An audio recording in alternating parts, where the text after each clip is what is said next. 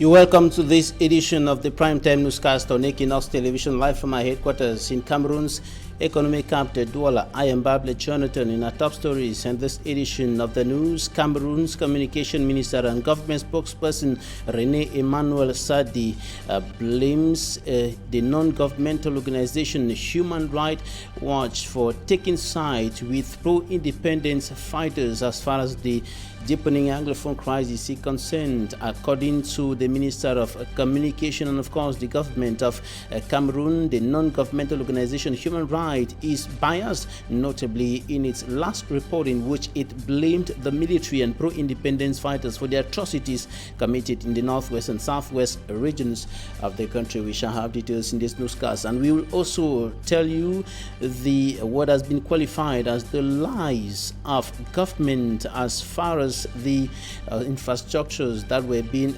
rehabilitated and some constructed for the hosting of the 2019 Africa Cup of Nations before the hosting rights were withdrawn from Cameroon.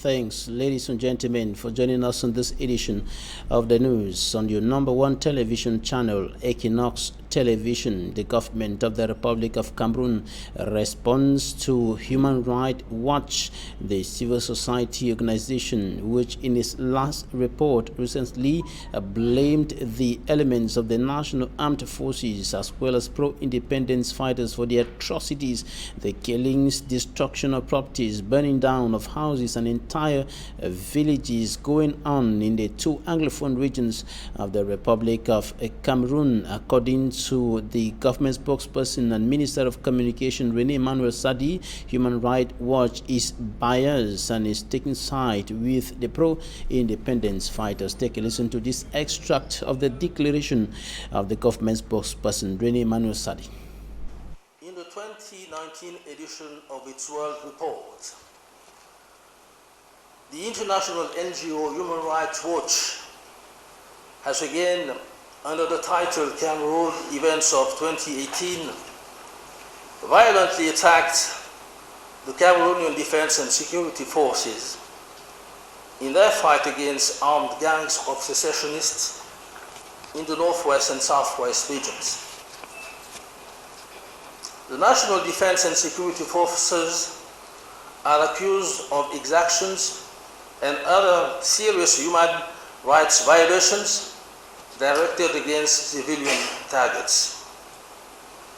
The report also refers to extrajudicial executions, excessive use of force against civilians, torture of captured terrorists, and burning of homes and other property belonging to the population.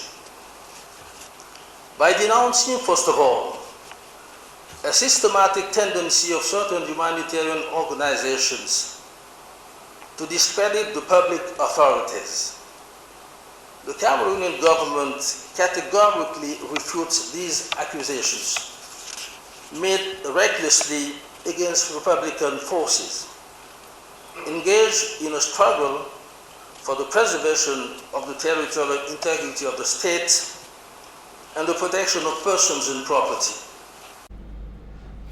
And sons and daughters of the Bakwiri land in the crisis-hit southwest region of Cameroon lament over the devastating and deadly consequences of the socio-political and security crisis hitting the northwest and the southwest regions of the Republic of Cameroon for close to 3 years now. According to rulers of the Bakwiri land, if nothing is done, the consequences will worsen as the crisis deepens further, with many sons of the Bakwiri land and who now carrying guns and in the bushes, while others have been killed and hundreds of thousands of them displaced by the Anglophone crisis. Derek Jato reports on Boya. The 3-year-old Anglophone crisis has repositioned Buea, even in the minds of observers, as the political umbilical cord of the southern Cameroons. Buea, the southwest regional capital, separatists say if they must make one trip, it will be their trip to Buea. The geostrategic location of this town called Buea, on the foot of the highest point in sub-Sahara, Western Central Africa, which was supposed to be jealously preserved, if not for anything but for its touristic attraction, is today transformed into a front line. The separatists are here, and the security forces too. The native of the land, the Bakweris, are helpless in tears.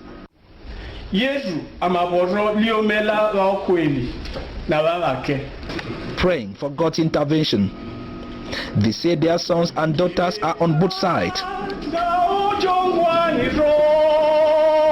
We have Molongo members who are in the bushes. We have Molongo members as military people, and you will be surprised to hear that there are some Molongo members who are on the part of the separatists. So what we want is to bring these two parties together and make peace so that Bako in general should have peace. Today the Bakore Sons and Daughters Association, Molongo, is meeting for its elective General Assembly. The General Assembly saw Mola Esombi Vevonge Joseph elected as the new national president of Molongo. But the new team cannot succeed in isolation. The only message I will give is we should come together. We should be brothers and sisters. We should be one skipper as Bakuri people, so that our culture and tradition will move from strength to strength. Molongo, we have turned a new page. Derijata reporting there on the situation in the southwest region of the Republic of Cameroon, and of course hundreds of thousands of persons continue living in precarious and very difficult conditions in other parts of the country. The internally displaced persons, or persons displaced by the Anglophone crisis, like children, the children you're seeing in those images, as well as elderly persons who are now living in other parts of the country, and some persons harboring 12, 15 and even many more in their homes in very difficult conditions. Life has become just a bitter pill, just too difficult to swallow for many of them. Some of them were receiving aid, food aid and material aid from some non-governmental organizations, notably the Voice of the Voiceless and non-governmental organization in Bonaberi in the Douala 4 municipality. Now take a listen to one of the hosts of the IDPs. The lady tells us that she's hosting at least 12 of them, and their living conditions are not the best.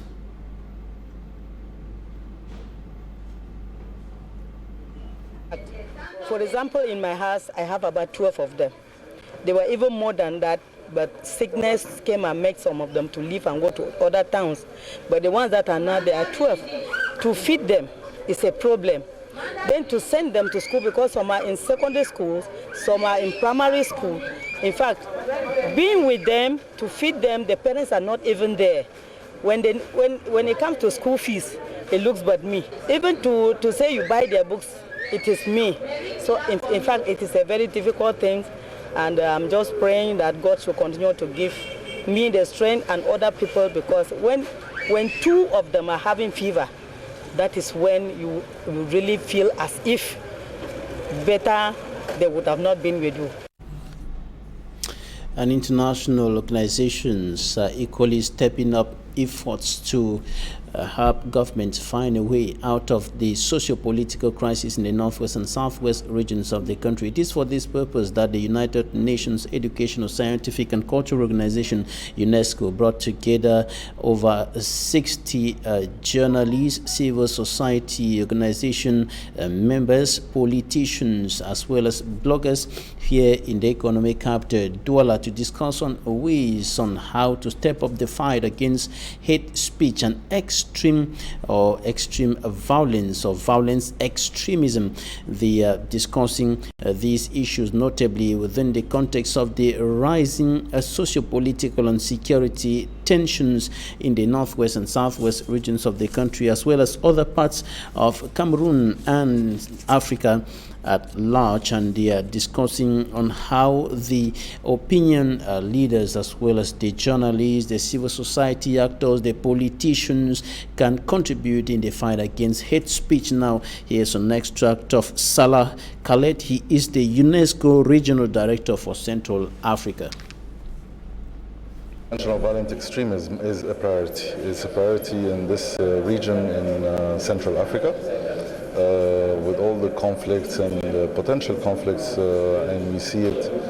It's actually a phenomenon all over the world now in several places, and for UNESCO, we decided to tackle it through a diversity of methodologies, through education, through media and information, and through culture. We noticed here this increase in hate speech and instigation to violence over the social media in Cameroon, yes. And it was very obvious in the context of the Anglophone crisis and in the context of the elections. And this program that has started now between UNESCO, UNDP and UN Women in the framework of the Peace Building Fund project is exactly about that. Working together with the youth, with the women, on how to create this environment of living together, of diversity, and to prevent and combat this hate speech and the instigation to violence over social media, which translates to conflict and violence on the ground.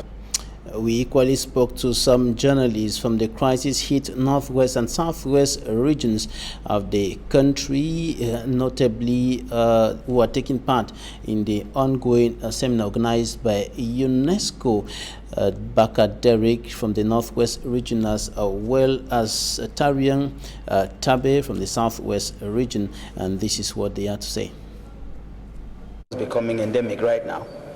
And if you were to ask me as a person, we need to be targeting violent extremism, because that's where we are. The conversation around tribalism, the conversation around identity and ethnicity has gone a long way to promote hate speech in our country. Such a workshop, which also permits us to meet with people from a place like South Sudan that has known violence for a very long time, gives us the opportunity to be able to discern, to see where as media professionals we can step in the heart of all of this in our country and see how well we can readjust the issues of hate speech, which seem to be foundational, and proceed to the conversation of combating extremism. The major outcome of this workshop, if its intention is to curb hate speech, is such that the forum is established where they take commitments on stamping out hate speech practically. The participants should be able to know where this hate speech emanates from, where they are being spread, and to find out how they can report this hate speech. I think that there should be a platform where those who are promoters of hate speech are called to order. They should understand that the social media is, if not checked, can be a platform which can lead to another form of a genocide. A network of child trafficking has been dismantled here in Cameroon's economic capital, Douala. Those behind the network who were involved in the process of buying a newborn baby were arrested by elements of the National Gendarmerie. For me, Armstrong Sander has more. The baby, just 3 days old, would have been in the hands of a different mother by now. It all began in August 2018 when this lady, Yvonne Bou, 25 years old, called her Cameroonian lover boy, resident in Côte d'Ivoire, telling him she was pregnant for him, also so she can protect their relationship. The guy who spent some time with her during his vacation in Cameroon is married for 10 years but has no child. Expectedly, he was happy to hear that he will soon be a father, while Yvonne, during the periods of her supposed pregnancy, adopted several strategies to maintain the trust of her lover boy. The lover boy decided to travel to Cameroon to live the realities of being a father, pushing Yvonne and her gang of supposed traffickers to work. Charlotte Mbu, sister to Yvonne Mbu, began the search of a baby in the city of Douala. They moved to Elf in Douala 3 subdivision, allegedly under the guide of a commercial motorbike rider, where they met a certain Vivian Mikeng, an intermediary and friend to 38 years old Stephanie Johnny, a pregnant woman. Stephanie Johnny is aided through her pregnancy by the network of traffickers, according to her friend Vivian Mikeng, who says Stephanie even proposed to abort the baby, but she convinced her not to do so. Stephanie had already given birth to 7 children, and the pregnancy was the 8th. Part of the story not fully accepted by Stephanie Johnny, the biological mother of the child, who affirmed she accepted the money but later proposed to pull out of the deal. With the lover boy's arrival to Cameroon fast approaching, Yvonne and other members of the trafficking network resorted to precipitate delivery. Stephanie Johnny, the pregnant lady, said a substance was applied on her buttocks on Friday which provoked pains in her for about 3 hours, but nothing happened finally. And on Saturday, Yvonne's sister asked the gynecologist to apply more of the substance, which provoked rapid delivery.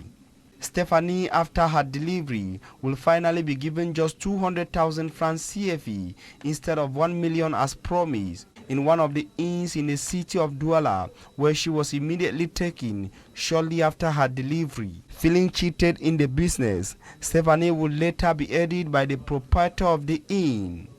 While in one of the rooms, Stephanie Johnny would not stop crying, provoking the curiosity of the proprietor of the said inn, who, after listening to the story, transported Stephanie to this Gendarmerie Brigade in the city of Douala. It is the research unit of the National Gendarmerie in the city of Douala now holding the correct narrative of what exactly happened after questioning the actors in the trafficking chain. They will soon appear before the judge in the city of Douala to answer for their respective roles in the child trafficking process. Cases of child trafficking have been recurrent across Cameroon. Coming up, as sportsman Sman Chikan Gabriel tells us what critics have qualified as government lies with regards to the rehabilitation or construction of some sports amenities in Cameroon that were due to host the 2019 Africa Cup of Nations before the hosting rights were withdrawn from the Cameroon. Several promises made by government authorities with regard to the completion of rehabilitation or construction works have not been fulfilled. His report. The regional capital of the West region, Bafoussam, is still inside serious construction works linked to the African Nations Cup 2021, of which she is expected to host one of the groups. But at the end of December 2018, roads works, hotel and rehabilitation works at the stadiums haven't witnessed any progress. It's already April, but none of the infrastructures have been delivered to the government. Bulldozers and workers are spotted very active in different construction sites, but none of it has reached a 50% execution rate. The month of March is gone. We have realized that the infrastructures haven't been delivered, not even at a 50% execution rate. What is happening? Where is the money for this tournament? Tell us. As it stands, several inhabitants in Bafoussam are now doubting if for real the 2021 rendezvous will be respected by Cameroon. We don't even know if we shall host by 2021 or not. But to me, I believe that will be possible in 2035. Since construction works began on major roads in Bafoussam town, many had hoped their suffering will be a thing of the past, but from every indication, the worst is on its way coming as the rainy season is around the corner. Nous avions pensé avec l'avènement de la Coupe d'Afrique We thought that with the coming of the AFCON, we will be lucky to have a nice town. But too bad, with March already gone, we'll still remain on the same spot. Sommes toujours à l'état d'avant. Some inhabitants of Bafoussam now believe the choice of Egypt to host the 2019 AFCON wasn't a biased one from the Confederation of African Football. I don't know where we are going to. We had to beg Egypt to host the AFCON. Cameroon is the cause of everything. Oh, c'est le Cameroun qui est cause de tout ça. La CAN ne peut pas se jouer au Cameroun. If the African Nations Cup can't play in Cameroon, it's our fault. La CAF avait raison. With the President of the Republic promising that all infrastructures linked to the African Nations Cup will be delivered on March 31, 2018, and Cameroon will be set on the D-date, and none hasn't been delivered till now, many of the inhabitants and sport-loving population in Bafoussam are doubting if by 2021 Cameroon will be set. That is the situation in one of the host towns, Bafoussam, in the west region of the country. Reporting Asman Jikan Gabriel also indicates that promises made by public authorities with regards to the complete or full execution of Afghan projects in Douala, Yaoundé, and even Garo have equally not been fulfilled. Details in this report.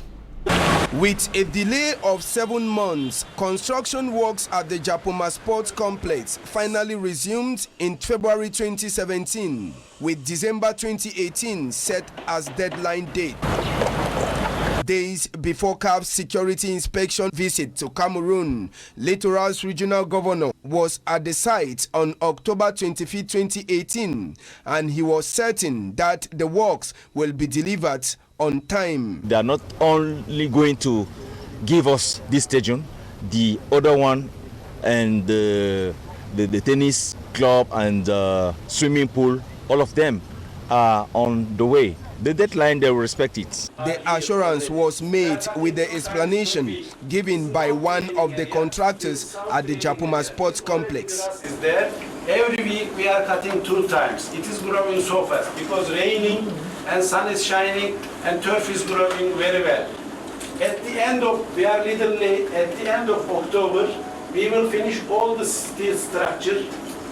End of October, first week of November. 4 days to end. Yeah, first because everything we are putting to access. In the month of November, then Minister of Communication Issa Churuma Bakari, after visiting the Japoma Sports Complex, was also sure that the December deadline will be respected. All of them are very much pleased by what they saw. A lot have been achieved, but there are few things to be undertaken and to be ready. But in December 2018, the story changed, and contractors now say March 2019 will be the date for them to deliver the facilities. On March 13, 2019, Public Contracts Minister Ibrahim Talba Mala was in Douala to inspect works at the AFCON site, but the story is no longer the same. This project is a huge project. Technically, I can say that there is quality here, and we can say that this project is about to be ended.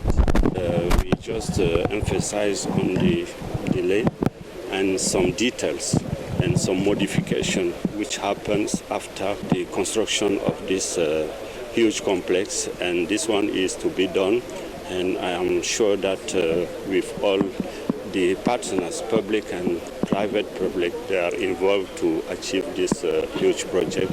The month of March is gone. None of the sports facilities to host the 2021 AFCON is set.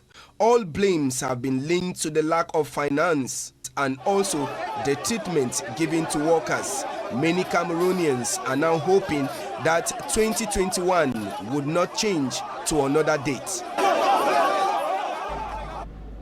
And Cameroonians are casting doubts on the hosting of the 2021 Africa Cup of Nations by Cameroon with regards to all these facts presented by Smart Njikang Gabriel with regards to the completion of rehabilitation and construction works and AFCON project sites across the country. And that's it for this edition of the news. Thanks for staying with us.